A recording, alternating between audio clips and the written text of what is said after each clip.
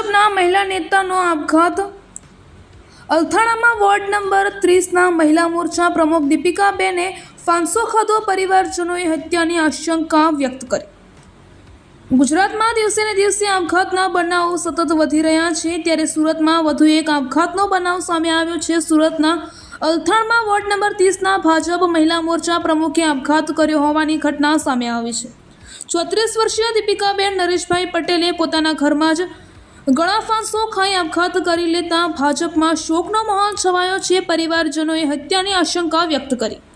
જોકે ઘટનાની જાણ થતાં સુરત અલથાણા પોલીસ તાત્કાલિક ઘટના સ્થળે પહોંચી આગળની કાર્યવાહી હાથ ધરી હતી। પોલીસ દ્વારા મહિલાના મૃતદેહને પોસ્ટમોર્ટમ અર્થે સિવિલ હોસ્પિટલ ખસેડવામાં આવ્યો હતો। આ દરમિયાન પોસ્ટમોર્ટમ રૂમ પર પહોંચતા જ મહિલાનો પતિ ભાગી પડ્યો હતો।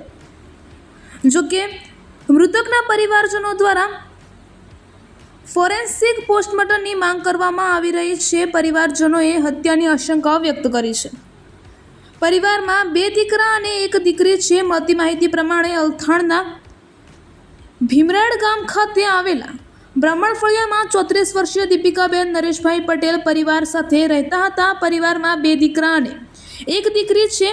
પતિ ખેતી કામ કરે છે અને દીપિકાબેન સક્રિય રીતે ભાજપ સાથે જોડાયેલા છે। હાલ દીપિકાબેન વોર્ડ નંબર 30ના મહિલા મોરચાના પ્રમુખ તરીકે પોતાની ફરજ અદા કરી રહ્યા હતા। આત્મહત્યા નથી, હત્યા થઈ છે। મૃતકના સંબંધી નિમેશ પટેલે જણાવ્યું હતું કે મૃતક ઘણા સમયથી ભાજપના કાર્યકર્તા હતા અને સમાજસેવક પણ હતા। આ આત્મહત્યા નથી, હત્યા થઈ હોવાની અમને આશંકા છે, કેમ કે કહેવામાં આવી રહ્યું છે કે તેમણે ફાંસો ખાધો હતો, પણ ત્યાં કોઈ પણ દોરડું કે કોઈ પણ દુપટ્ટો હતો નહીં। પરિવારજનોમાંથી તેમના બાળકો ઘરે હતા, તેમના પતિ ખેતરે હતા। રૂમમાં માત્ર સિંચન વિસ્તારના કોર્પોરેટર ચિરાગ અને એક અન્ય શખ્સ આકાશ કરીને હાજર હતો। તેમણે વધુમાં જણાવ્યું હતું કે કોઈ ફાંસો ખાધો હોય તો નીતિ નિયમ પ્રમાણે પહેલાં પોલીસને બોલાવવી જોઈએ, પરંતુ ચિરાગે પોલીસને બોલાવી ન હતી અને તેમણે ફાંસો ખાધેલી હાલતમાંથી દીપિકાબેનને નીચે ઉતાર્યા હતા। તેમણે ગળો દબાવીને હત્યા કરવામાં આવી હોય તેવી અમને આશંકા છે, જેથી ફોરેન્સિક પોસ્ટમોર્ટમ કરવામાં આવે। આ ઉપરાંત અમારી એક જ માંગ છે કે અમને ન્યાય મળવો જોઈએ અને જે સાચું હોય તે સામે આવવું જોઈએ।